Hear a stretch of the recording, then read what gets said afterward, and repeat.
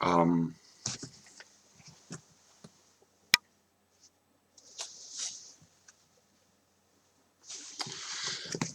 the world is a logical process um, in the process of reconstructing itself by thinking its own essence, and therefore becoming adequate to itself, and separating the difference between man, world, and God. And I was reading the beginning of Hegel's Wissenschaft der Logik, and here are the comments that I can make. Traditional metaphysics deals with ontology, the doctrine of being an essence. What does it mean to say that something is? What are the categories that we use to determine being? What do we mean when we say that something is? Rational psychology, it is the theory of the soul. Cosmology, it's the theory of the world. And natural theology, it is the consideration, the thinking, grasping of God, what God is. And there are questions about mechanical causes and final causes. Mechanical causes means that you are determined to act the way you do by an external interior, in a way, object which determines you to act the way you do. And mechanism is the doctrine of Western philosophy since the 17th century, although there have been opposition to it. But a mechanistic view of the world is the predominant view of materialism and atheism.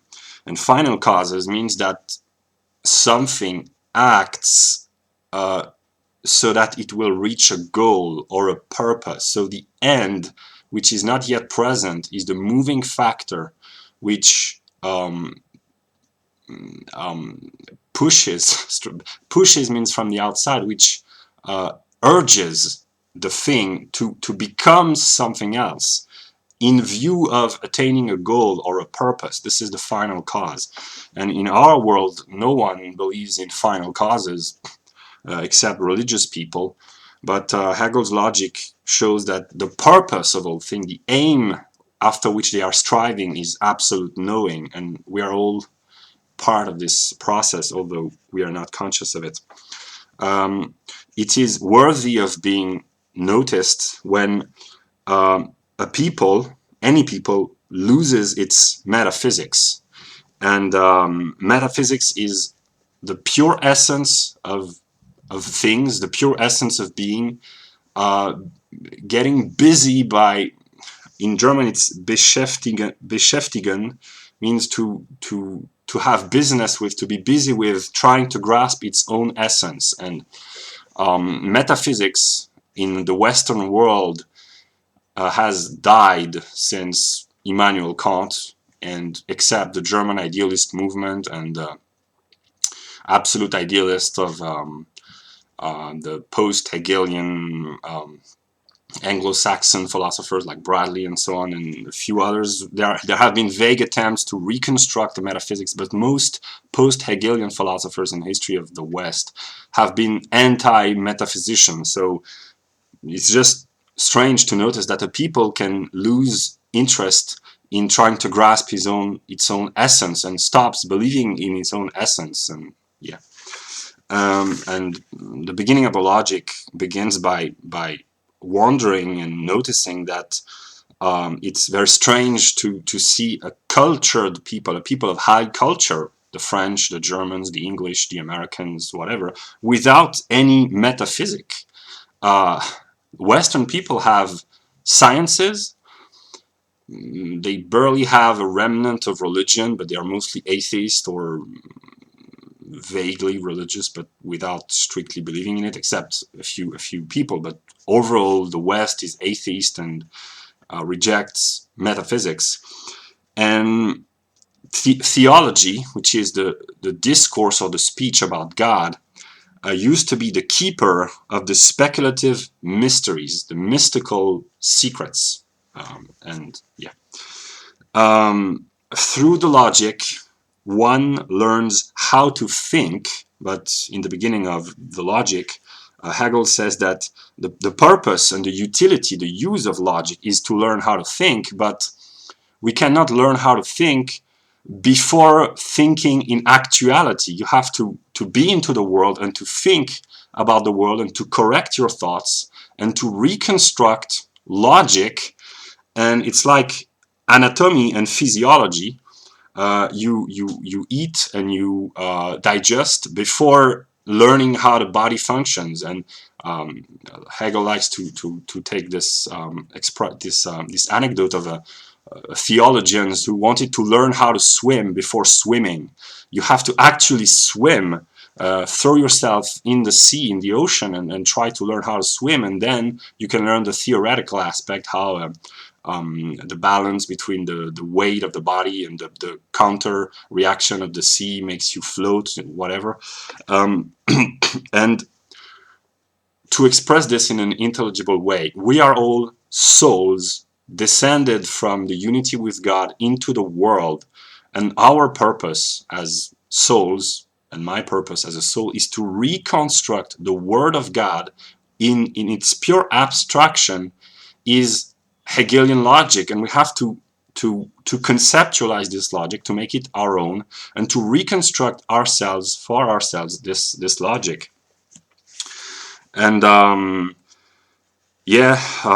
then he goes to say that the science of logic is pure metaphysic or pure speculative philosophy, and the real sciences are the philosophy of nature and the philosophy of spirit. And spirit is that which, everything which is human, but actually it's divine, but it's only through speculative philosophy that you understand the connection. And he notices that philosophy, meaning the speculative knowledge of God, cannot get its method from any other science. You cannot build philosophy from mathematics or from physics or from any other science, and you cannot use a personal certainty, an assurance. I assure you that I believe this or that. It's not enough. You cannot use the reasoning and grounds and deductions from mathematics. It has to be a process which includes both rationality in a higher form than just verstandisch, the rationality of the understanding, the common sciences, and an inner certainty. And it is only the nature of the content. It is being. Everything which is aims at knowing itself. And this movement of being is the philosophical process itself. It ends in scientific knowing, as Hegel understands it, is that it's not predicates attributed from the outside by an external agent. It is being in the form of the consciousness of man, which determines itself and becomes conscious of himself as being the whole of being, nature, man, and God. And then he talks about der Verstand und die Vernunft. Der Verstand is what the Anglo-Saxons call the understanding, is the thinking mind which sets determinations in opposition to one another. A is A cannot be A and not A. A is either A or B. And so it's fixed, static thinking, whereas reason, die Vernunft for Hegel, is negative and dialectical in the sense that it transforms the fixed and set and static determinations of der Verstand into their opposite, and it is the negative and dialectical movement of reason, and the positive is to grasp the opposed contradictory determinations of the understanding in their unity. And this is speculative thinking, this is mystical thinking. And then the universal contains in itself the particular. And spirit, Hegel says, in its truth, it's reason, as he understands it, and reason is spirit. It contains both der Verstand, which we call normal scientific intelligence, rational, empirical intelligence, the formal logic, but also Die Vernunft, the more speculative thinking, and the unity of both. The unity of both is spirit.